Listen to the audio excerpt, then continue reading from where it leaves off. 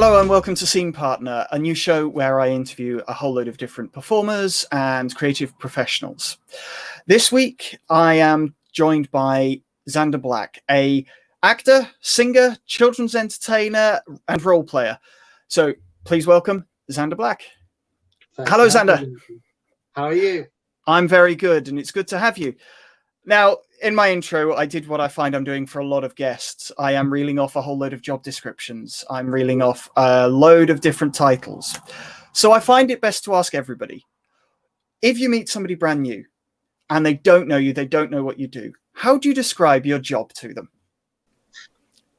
I'd say an all-rounder, a jack of all trades, because like you say, most of us have to do many different jobs.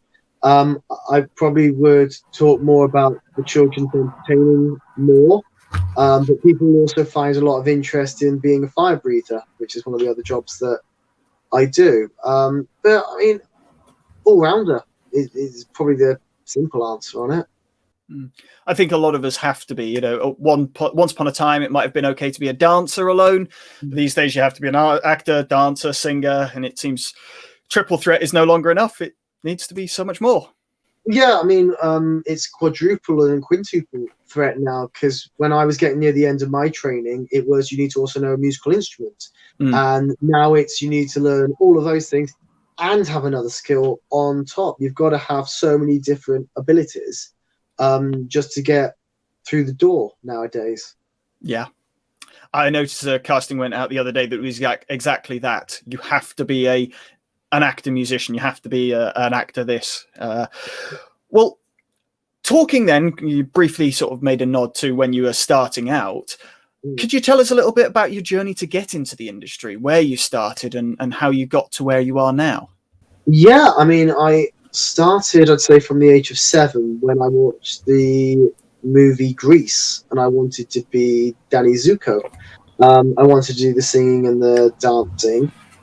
Then at the age of 8, I was introduced as such to, it was a modelling agency local to me, and went for it, and they put us in touch with a dance school, and then I did dancing and like local youth theatre, local theatres, the school musicals, as we all do.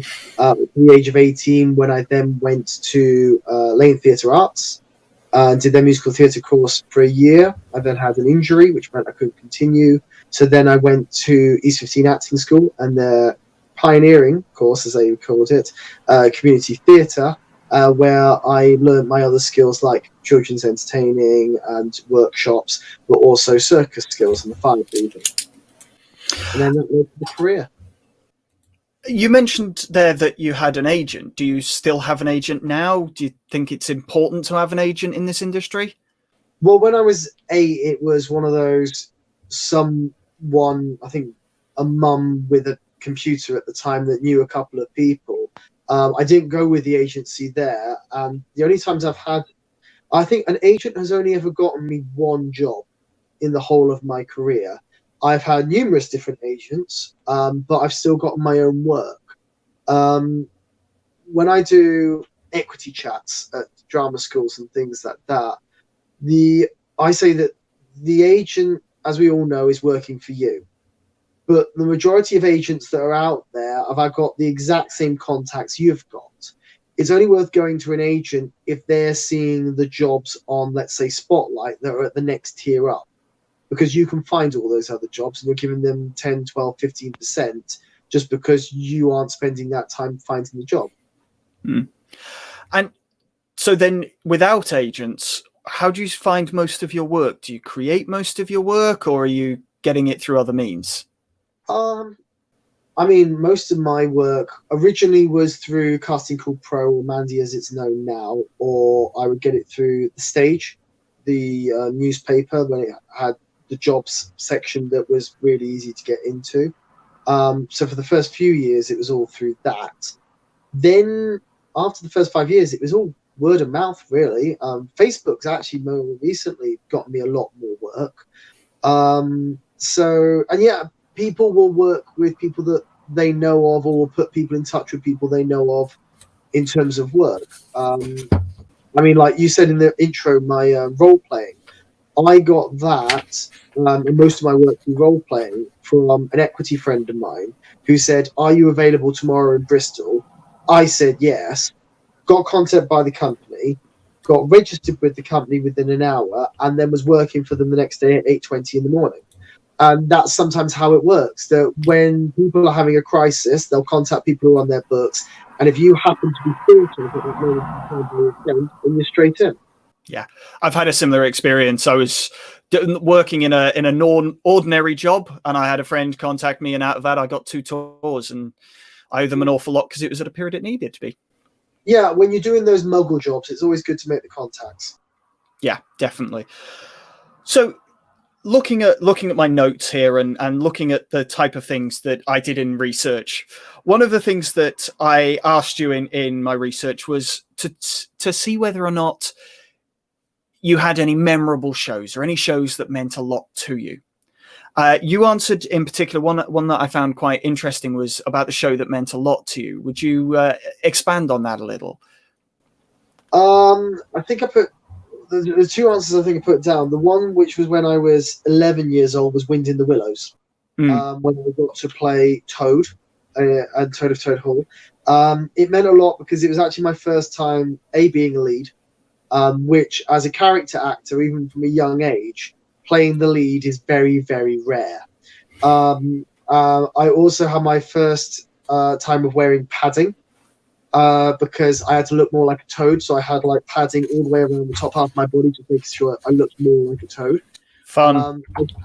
Great fun. I sweated a lot in that.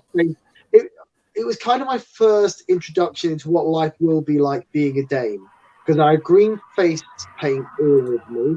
I had padding all around my body, and I was wearing weird trousers to make my legs look thinner.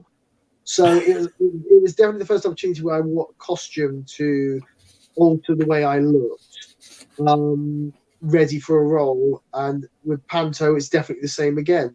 I do that pretty much every single Christmas. Yeah, it's a costume creates so much of the character sometimes, I think.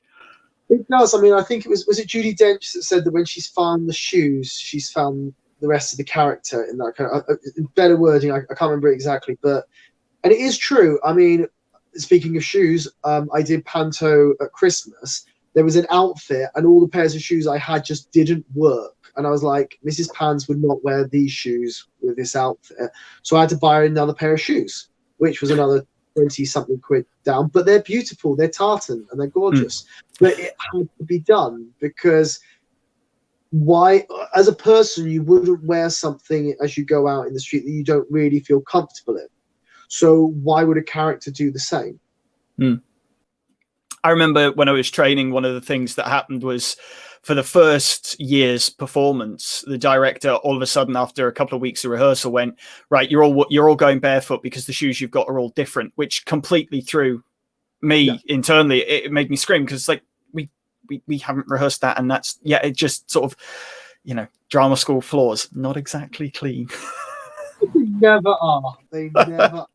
And then they expect you to roll around in it as well. Yeah, it's all glamour, this industry, I tell you. It is, especially when you have to do like an Alexander class or something like that, and you're lying down in it. They say like really sink into the floor, and you're like, I'm sinking into so much dirt at this moment in time. But okay, fine, I'll do it. Well, moving on then, you having looked at various jobs you've done and what's available publicly, shall we say, on your CVs, it looks like you've done quite a bit of touring work. I wonder whether you could tell us whether you think there's much difference between touring work and shows that happen in fixed locations. I think it depends on the location you go into. I mean, I find with touring work, the audience feel more ownership of the production. Example being, if you do a touring panto or a touring TIE, theatre and education piece, and you go into a school, the kids know that space. They know it a lot stronger than they know a theatre. So as such, when they want to cheer or they want to boo or they want to get involved, they'll do it more readily than they would do in a theatre. Whereas if you take a theatre production, there is more theatre etiquette. that is observed, or is at least trying to be observed whilst you're in there. I prefer going into other people's space. I mean, it goes back to community theatre that I did at East 15.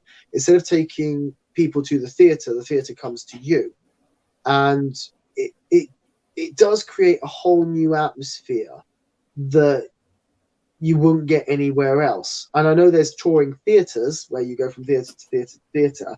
And again, different areas give you different things and different environments and different reactions. But going out to a theatre space is quite interesting in a different way.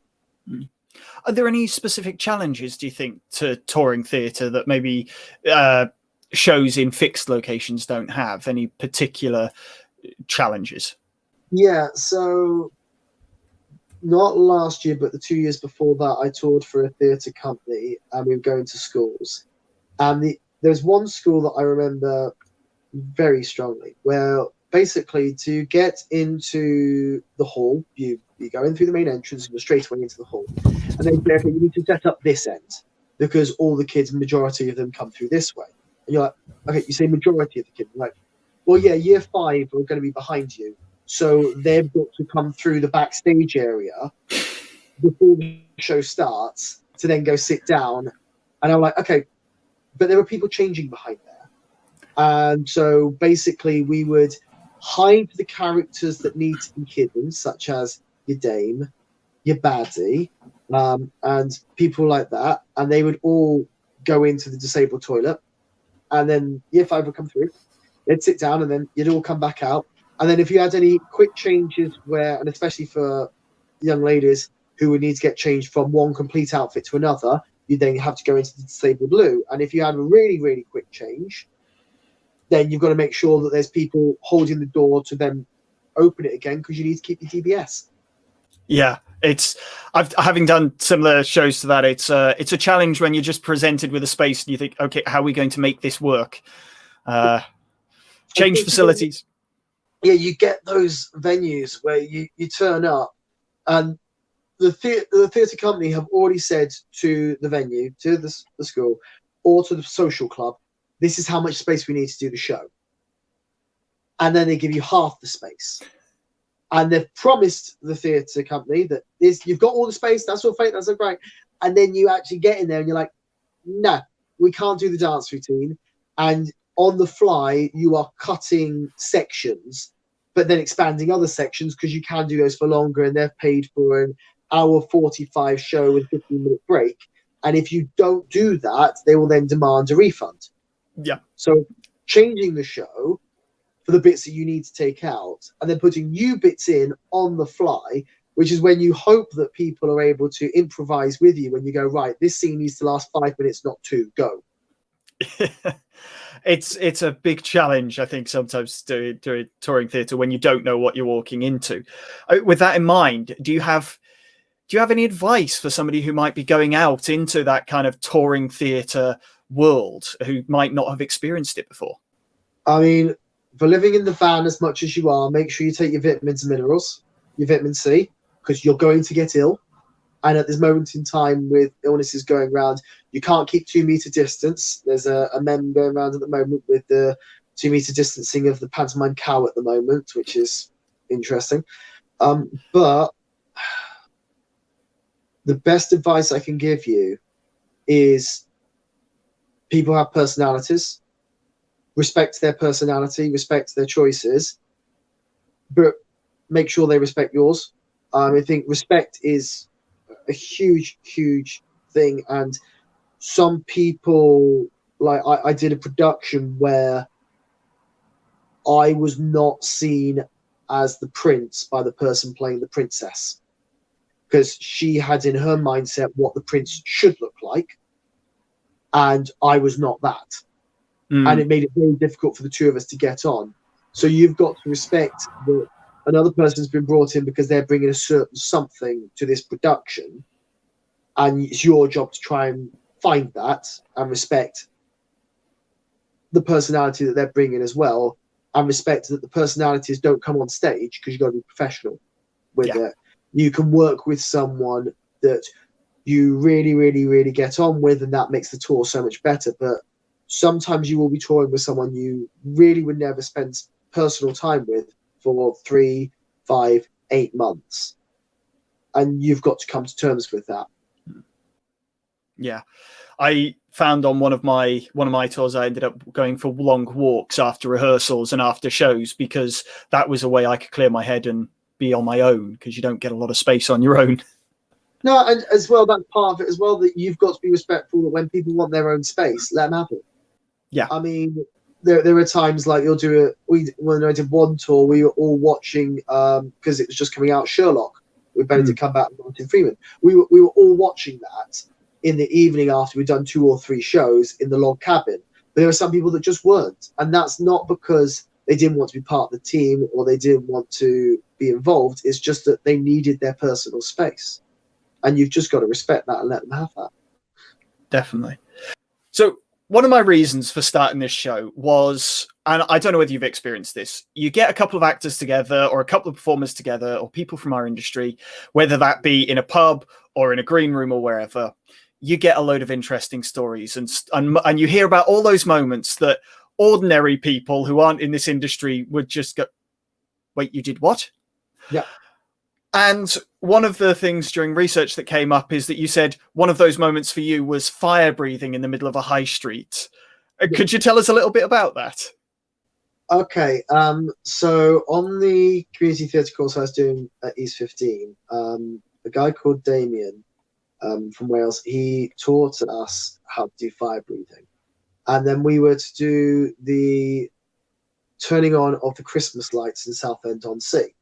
So basically, a section of the main high street was cornered off for us, and we were doing 7 of us were doing fire breathing in the middle of the high street. I was also doing fire staff, and interesting story, I don't know if I put this on the questionnaire, but interesting story was I wore the wrong type of trousers when I was doing it because I'm very new to it still.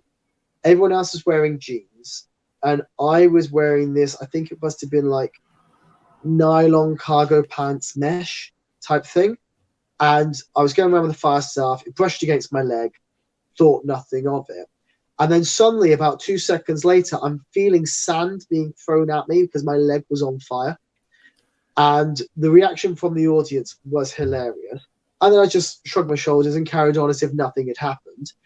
And then the next time I came out with the fire staff in that section, because I had to re-douse it quickly, I accidentally hit myself near the crotch area, and everyone was like, ooh, because they were expecting that to set a light. And luckily, it hadn't made enough contact to set that on fire.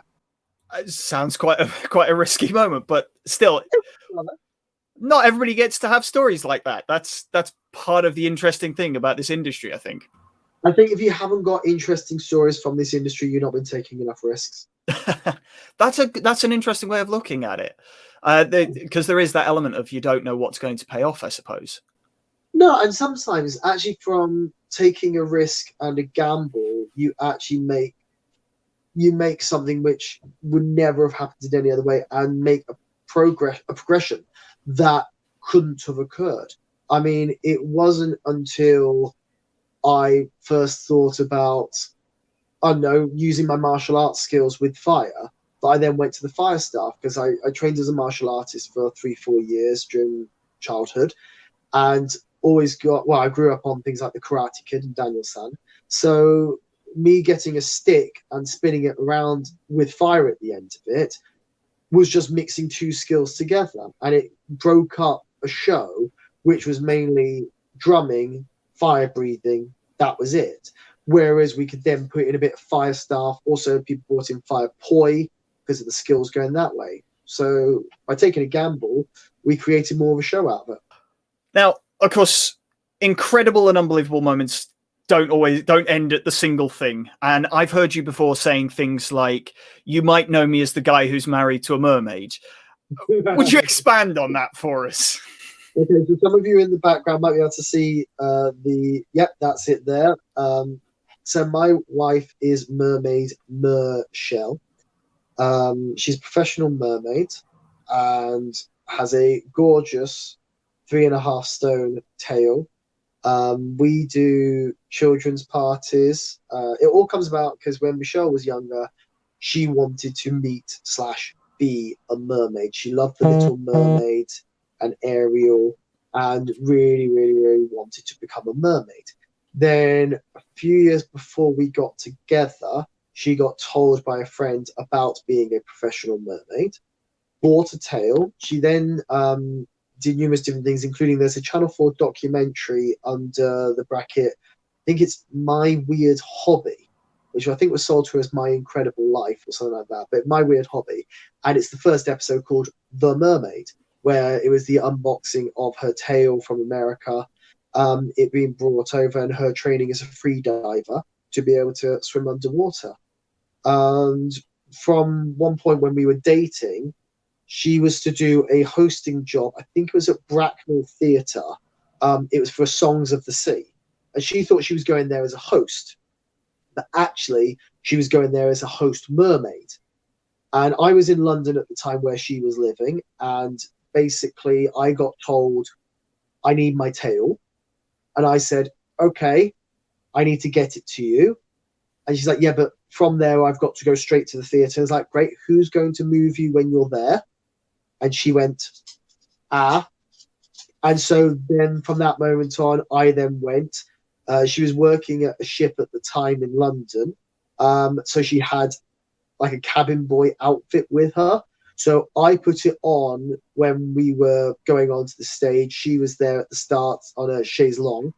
And basically, I then just started doing this really bad West Country accent, just going, would you like to have a shelfie with the mermaid? And that was the birth of Pirate Pete, who was my comedy character. Hey, son, you're right. Okay.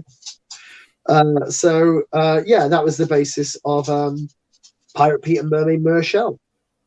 Amazing. And we've got a little sort of promo section because there's the Mermazing Pirate Adventure, I think it's called, which we'll hear about shortly. But before we do, one of the things I came up with for this show, because I'm heavily inspired by some very, very great interview and chat shows that have happened out there, is a short questionnaire, a quick fire questionnaire of 6 questions. Okay. So I'm asking this of everybody who comes on the show. Don't worry about thinking about the answers too much. Let's see how your response are. So we start with, what is your favorite type of entertainment? Panto and farce. And what's your least favorite type of entertainment? I think I would go with either mime or the contemporary artsy stuff. And I think we all know what that means. What trait do you think is most valuable to a performer? The ability to play. And what trait do you most value in a castmate, colleague, or collaborator? Making mistakes and being okay with it. And if you could learn one new skill, what would the new skill be? Other than being able to talk less, I think it would probably be playing the piano. And what one thing would you like to see change most about the industry?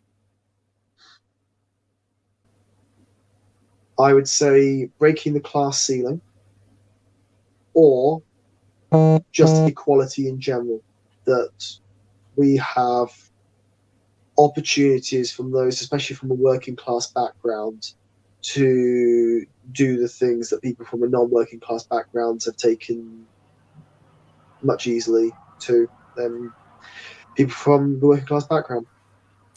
Some very interesting answers there, and I would love to ask you more about them, but we'll stay on track for now. As I said, we've got this promo lined up to show people. Would you like to tell us a bit about Amazing Pirate Adventure? So, An Amazing Pirate Adventure is a piece that was written by my wife, Michelle.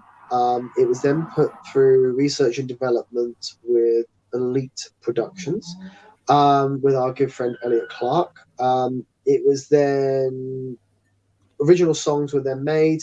It did a previews tour last year, and then this year was going to be the full tour, going to many different venues, and then of course Corona happened and the whole tour got cancelled.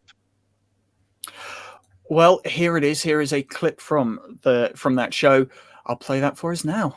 Hello everyone! Come and join us for an amazing pirate adventure! Tell them about the magic! Oh, there's going to be so much magic! Tell them about the singing! Oh, there's going to be songs, and there's going to be dancing and singing, and it's going to be so much fun. So if you're up for a fantastic time, come and see us at Amazing Pirate Adventure! Amazing! It was really good. Amazing! No, it was really, really great and fun for like all. Like actually, I think I heard plenty of adults laughing, which is good as well. Over there. Entertaining! Amazing!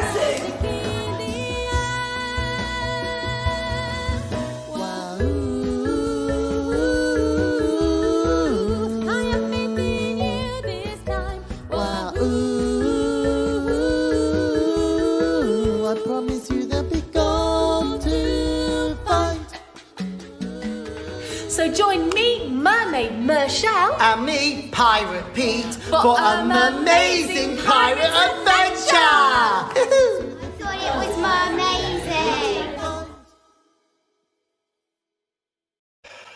amazing. Amazing. That is fantastic. That is fantastic.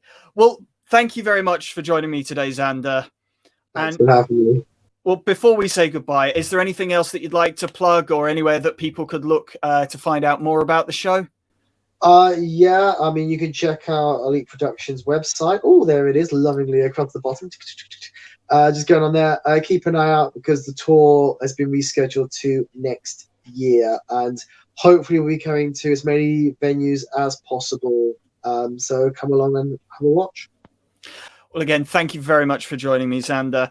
And for everybody else, reminder, you can find out more about this show at offbook.co.uk, where we'll be putting the show out.